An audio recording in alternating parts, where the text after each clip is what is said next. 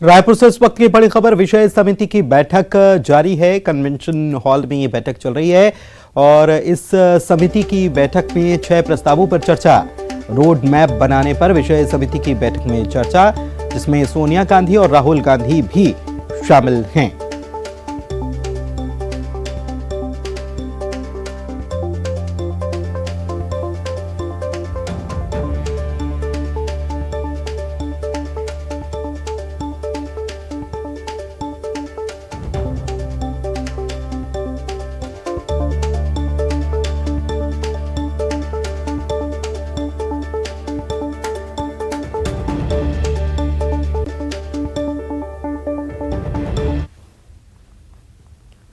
रायपुर में कांग्रेस का 85वां महाधिवेशन शुरू हो चुका है। इसके शुरू होने से पहले सीएम भूपेश बघेल ने कांग्रेस नेताओं का स्वागत किया। इसके बाद कांग्रेस अध्यक्ष मल्लिकार्जुन खड़गे ने स्टीयरिंग कमेटी के साथ बैठक की और इसे संबोधित करते हुए कहा कि अधिवेशन ऐसे समय में हो रहा है जब आधा दर्जन राज्यों में विधानसभा चुनाव के साथ 2024 में लोकसभा का चुनाव होना है। उन्होंने कहा कि हमारे लिए अवसर भी है और चुनौती भी।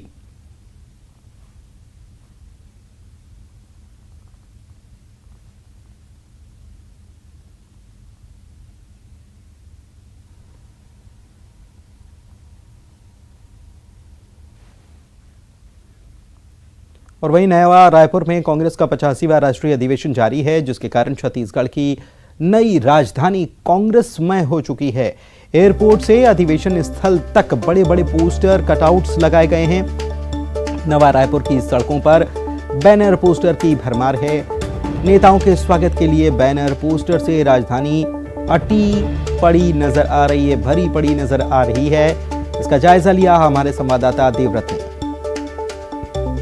राष्ट्रीय अधिवेशन चल रहा है और इस दौरान किस तरह की तस्वीरें हैं ये हम आपको दिखा रहे हैं कि पूरी राजधानी जो है वो कांग्रेसमय हो गई है। और आप देखिए कि किस तरह से ये जो पूरे अधिवेशन की तैयारियां थी वो की गई और उसके बाद अब किस तरह से राजधानी दिखाई दे रही है। सारे बैनर, पोस्टर और फ्लैक्स, कटआउट्स लगने के बाद पूरी तरह से आप देखेंगे राजधानी रायपुर की जो तस्वीरें हैं तो आपको साफ पता चलेगा कि अधिवेशन का आयोजन जो है वो कितना भव्य यहाँ पर किया जा रहा है। रायपुर के एयरपोर्ट रोड से अभी अधिवेशन स्थल की तरफ हम आपको दिखा रहे हैं और यहाँ पर आप देखिए कि बड़े बड़े जो कटआउट्स हैं वो यहाँ पर आपको दिखाई देंगे, जिसमें कांग्रेस के राष्ट्रीय अध्यक्ष मल्लिकार्जुन खड़गे, सोनिया गांधी, राहुल गांधी, प्रियंका गांधी, कुमारी शैलजा, मुख्यमंत्री भूपेश बघेल समेत मोहन मरकाम, सभी के कटआउट्स जो हैं वो यहाँ पर लगे हुए हैं।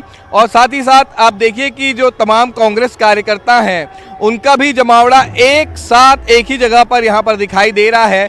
तो पूरी तरह से जो राजधानी है वो यहाँ पर कांग्रेस में नजर आ रही है। खूब सारे बैनर, पोस्टर यहाँ पर दिखाई देंगे, ढोल ताशे, सारी चीज़ें जो है यहाँ पर बजती हुई आपको दिखाई देगी। बड़ी संख्या में जो कांग्रेस के कार्यकर्ता हैं वो यहाँ पर पहुँच रहे हैं और एक तरह से ये पूरा जो माहौल है वो कांग्रेस में यहाँ पर दिखाई दे रहा है। स्वागत की पूरी तैयारियां यहाँ पर आप देखिए कि जो भी वीआईपीज़ यहाँ पहुँच रहे हैं सभी का यहाँ पर स्वागत हो रहा है और पूरे मंच को आप देखेंगे यहाँ से तो अलग अलग जगहों पर ये स्वागत रैली के साथ ही साथ ये आप देखेंगे कि बैनर और पोस्टर्स की भरमार यहाँ पर दिखाई दे रही है। एयरपोर्ट से जब आप अधिवेशन स्थल तक के पहुँचते हैं तब इसी तरह की तस्वीरें जो है वो पूरी सड़क पर दिखाई देती है और एक तरह से 3 दिनों तक पूरी राजधानी जो है वो कांग्रेस में दिखाई दे रही है। कैमरा पर्सन इमरान कुरैशी के साथ देवव्रत भगत, न्यूज़ 18 रायपुर। और खरगोन की बात करें, यहाँ चुनाव को लेकर सियासत गरमाई हुई है। दोनों ही दलों ने चुनावी तैयारियां शुरू कर दी हैं। आइए देखते हैं क्या कुछ सोचती है यहाँ की जनता है और क्या हैं मुद्दे। न्यूज़ 18 ने लोगों के मन को टटोला है। नमस्कार, न्यूज 18 के खास कार्यक्रम 2023 महाभारत में हम मौजूद हैं खरगोन जिला मुख्यालय पर। जिले का सबसे महत्वपूर्ण विधानसभा क्षेत्र है खरगोन और खरगोन में किस प्रकार से चुनावी मुद्दे रहेंगे उसको लेकर हमारे साथ कुछ लोग मौजूद हैं। हम उनसे जानते हैं, विशेष रूप से युवा भी हैं, हर वर्ग के समाज के लोग हमारे साथ मौजूद हैं। सबसे पहले हमारे साथ एक युवती मौजूद है। किस प्रकार के इस बार जो विधानसभा चुनाव 2023 से किस प्रकार के मुद्दे रहेंगे और आप क्या चाहते हैं? जी, सरकार से मेरी 3 मुद्दों पे उम्मीद रहेगी कि वो अच्छा काम करे। पहला एम्प्लॉयमेंट है, जो रिटायरमेंट एज है गवर्नमेंट ऑफिशियल की, मेरे हिसाब से 60 समथिंग कुछ है, तो उसको थोड़ा कम कर देना चाहिए, ताकि जो नए युवा है, नया यूथ है, उसको एक एनर्जी के साथ में गवर्नमेंट को सर्व करने का मौका मिले। रही बात एजुकेशन की, तो एक गवर्नमेंट मेडिकल कॉलेज जल्द से जल्द प्रॉपर खरगोन में एस्टेब्लिश होना चाहिए, और एक धार्मिक एजुकेशन जो है वो 10 साल के लिए एटलीस्ट स्कूल में कंपलसरी कर देना चाहिए। और रही बात एक इसकी कनेक्शन की, तो एक हाईवे और एक रेलवे के थ्रू कनेक्टिविटी मिलनी चाहिए खरगोन को, और एक रिंग रोड बनना चाहिए। तो मेरी सरकार से ये उम्मीद रहेगी। मतलब धार्मिक शिक्षा की बात कही है, नौकरी को लेकर बात की है, कुल मिलाकर जो बात सामने आ रही है, चुनाव काफी महत्वपूर्ण माना जा रहा है। क्या कहना चाहेंगे? जैसे यहाँ पर पिछले 5 वर्षों में जो है कांग्रेस के विधायक रहे रवि जोशी, हालांकि 15 महीने बाद उनकी सरकार कमलनाथ की गिर गई थी, लेकिन किन मुद्दों को लेकर उन्होंने काम किया और आगे क्या लगता है आपको? देखिए, कमलनाथ जी की सरकार जो है वो किसानों के जनहितैषी मुद्दे लेकर जनता के बीच में गई थी और जनता ने उसको अपना पूर्ण समर्थन दिया था। लेकिन जो है षड्यंत्र के तहत कमलनाथ जी की सरकार गिरी, और उसके बाद जो शासन चला मध्य प्रदेश में, तो विकास सिर्फ पर्दों पर और बैनरों पर नजर आ रहा था। इसीलिए ने आज विकास यात्राएं निकालकर शहर के लोगों को बताना पड़ रहा है कि शहर में कुछ विकास हुआ था, क्योंकि अगर विकास हुआ था तो बताने की उसको जरूरत नहीं होना चाहिए थी। तो जहां तक मेरा ख्याल है कि जैसे नर्मदा के पानी को लेकर कई बार शिवराज सिंह जी चौहान ने सीना ठोक कर खरगोन में कहा कि हम खरगोन शहर को नर्मदा का जल पिलाएंगे, लेकिन मेरा जहां तक ख्याल है कि आज तक जल के दर्शन भी खरगोन वासियों को हुए नहीं है। और किसानों को यूरिया जैसी छोटी सी चीज जो उसकी एक अहम चीज है, यूरिया, अगर उसको खाद सही समय पे नहीं मिलता है तो खाद का भी अगर हम देखा जाए तो वितरण सही ढंग से मध्य प्रदेश की सरकार नहीं कर पाई, और किसानों को जो है वो सही समय पर खाद और बीज भी की उपलब्धता। मतलब आप मानते हैं कि नर्मदा जल और किसानों का मुद्दा चुनावी मुद्दा रहेगा? सरकारी किसानों के मुद्दे पर बनती है, और सरकारी जल जमीन और जल हमारे लिए सबसे जरूरी है। जब हमारे पास पीने के लिए जल नहीं है और हमारे किसानों के पास उपयुक्त कृषि के लिए साधन उपलब्ध नहीं है, तो मुद्दे तो उसी पे होंगे, क्योंकि 80% भारत मतलब कुल जो बात सामने आ रही है कि नर्मदा जल भी एक चुनावी मुद्दा रहेगा, किसानों का भी मुद्दा रहेगा, विशेष रूप से युवा भी मौजूद है। आप क्या मानते हैं, क्या सोचते हैं? देखिए, अभी तक देखा जाए तो नगरीय निकायों का गठन हुआ नहीं था, और जब नगरीय निकायों का गठन हुआ है तो ये देखने में आ रहा है कि आज तक का जो सबसे बड़ा ऐतिहासिक जो निर्णय शिवराज सिंह जी की सरकार ने लिया वो ये कि 750 करोड़ रुपए नगरीय निकायों को दिया गया है रोड एवं रोड के रिपेयर के लिए। तो आज तक इतिहास में ये निर्णय नहीं लिया गया था कि इतनी बड़ी अमाउंट डायरेक्टली जो है वो म्युनिसिपल कॉर्पोरेशन को दी जाए। तो कहीं ना कहीं विकास की धारा जो है वो मध्य प्रदेश में देखने को मिल रही है, और निश्चित ही ये धारा आगे भी बहती रहेगी। और इसी तरह से क्या चुनाव विकास का मुद्दा रहेगा? चुनाव में सबसे बड़ा विकास का ही मुद्दा इस बार देखने को मिलेगा, क्योंकि हमेशा से जो देखा जाए कि केंद्र और राज्य सरकार का जो मुद्दा रहा है वो विकास का ही रहा है, और निरंतर वो विकास के कार्य करती रही है। मतलब विकास का चुनावी मुद्दा रहेगा। हमारे साथ सेवानिवृत्त कर्मचारी भी है, जो एसोसिएशन के प्रेसिडेंट, एसोसिएशन के जिला अध्यक्ष भी। क्या मानते हैं आप, इस बार जो चुनाव काफी महत्वपूर्ण चुनाव माना जा रहा है, किन मुद्दों पर चुनाव लड़ा जाएगा?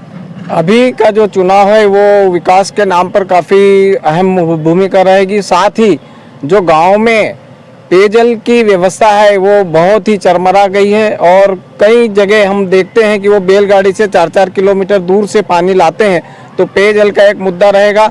दूसरा, खरगोन विधानसभा के लिए जो सबसे बड़ा मुद्दा रहेगा वो रहेगा बाईपास का, क्योंकि ट्रैफिक की परेशानी आती है, और खरगोन में लगभग 15 साल से बाईपास के लिए हम बात सुन रहे हैं, परंतु वो बाईपास आज तक बन नहीं पा रहा है। और खरगोन के विकास के लिए लघु उद्योगों के साथ साथ एक आध कोई बड़ा उद्योग होना चाहिए, बिकॉज हमारे यहाँ बिजली और पानी नर्मदा में डैम बनने और वहाँ से बिजली उत्पादन होने के लिए से हमारे यहाँ पर्याप्त मात्रा में बिजली और पानी उपलब्ध है, परंतु रोजगार नहीं मिल पा रहा है। क्योंकि उद्योग अगर खुलते हैं तो हमारे युवा साथियों को रोजगार भी मिलेगा, साथ ही हमारे पेंशनर लोगों को भी जो एरियर मिलना चाहिए शासन से।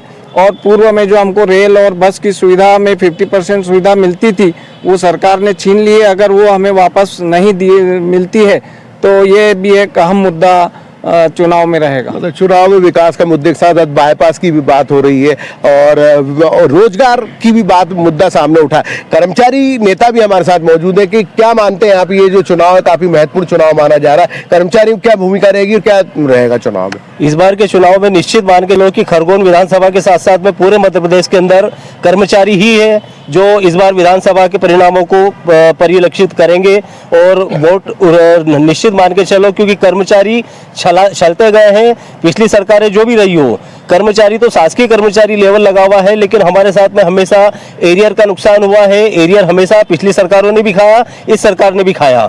दूसरी बात ये आप देख लीजिए, संविदा कर्मचारी हो, रेगुलर कर्मचारी हो, यहाँ तक कि पेंशनर हो, हमको पुरानी पेंशन बहाली की भी जो मांग चल रही है, संविदा कर्मचारियों की मांग चल रही है। निश्चित ही मान के चलो विधानसभा के अंदर इस बार चुनाव परिणाम पलटाएंगे और कर्मचारी जगत के अंदर जबरदस्त आक्रोश है इस सरकार को लेकर भी और परिणाम पलटाने को लेकर भी। परिणाम पलटाने की भी बात की जा रही है, लेकिन विकास सबसे बड़ी बात की जा रही है। खरगोन विधानसभा का जो चुनाव है काफी महत्वपूर्ण चुनाव है, आप क्या मानते हैं किन मुद्दों पे होगा चुनाव? देखो, पिछले 5 वर्षों में किसी भी प्रकार का खरगोन जिले में, खरगोन विधानसभा में कोई विकास नहीं हुआ है और जनता बहुत नाराज है। यदि यहाँ पर बेरोजगारी की बात की जाए, इसके अलावा यदि 5 वर्षों में देखा जाए तो सिर्फ नाली और गड्ढों को भरवाने के लिए लोगों ने बात की है। यदि कृषि महाविद्यालय, मेडिकल कॉलेज, इंजीनियरिंग कॉलेज, यहाँ पर किसी प्रकार की 5 वर्षों में यहाँ की जनता को सुविधाएं नहीं दी गई और जनता बहुत नाराज है। इस बार के चुनाव बिल्कुल इसी मुद्दे पर होंगे। कुल मिलाकर जो समीक्षा हुई है, लोगों के जो विचार आए, विशेष रूप से जो जनता है, जनता का सीधा और साफ कहना है कि ये जो चुनाव है काफी निर्णायक चुनाव है। और अगर इन जो चुनाव में मुद्दे हैं, खरगोन शहर की बात की जाए तो बाईपास की मुद्दे भी आए, रोजगार की बात भी सामने आई है, मेडिकल कॉलेज की बात आ रही, कृषि महाविद्यालय की बात आ रही। खरगोन में विकास तो हुआ है, लेकिन लोगों को कहना है कि आज भी खरगोन जो है, जो मूलभूत या जो सुविधाएं वो मिलना चाहिए, विशेष रूप से मेडिकल कॉलेज, कृषि कॉलेज, बाईपास की सुविधा, वो उससे अभी भी अछूता है। तो कुल ये कहा जा सकता है कि जो आगामी 2023 का चुनाव है काफी जनता के हिसाब से काफी महत्वपूर्ण और निर्णायक चुनाव होगा। आशुतोष पुरोहित, न्यूज़ 18 खरगोन।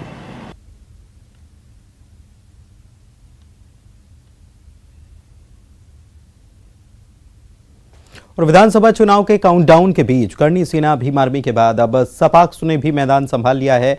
हम हैं माई का लाल कहकर सरकार की मुश्किलें बढ़ाने वाली सपाक्स का पूरा फोकस इस बार मालवा अंचल पर है और 25 से ज्यादा सीटों पर उम्मीदवार उतारने की तैयारी चल रही है। नेताजी सुभाष सेना भी उनकी पूरी मदद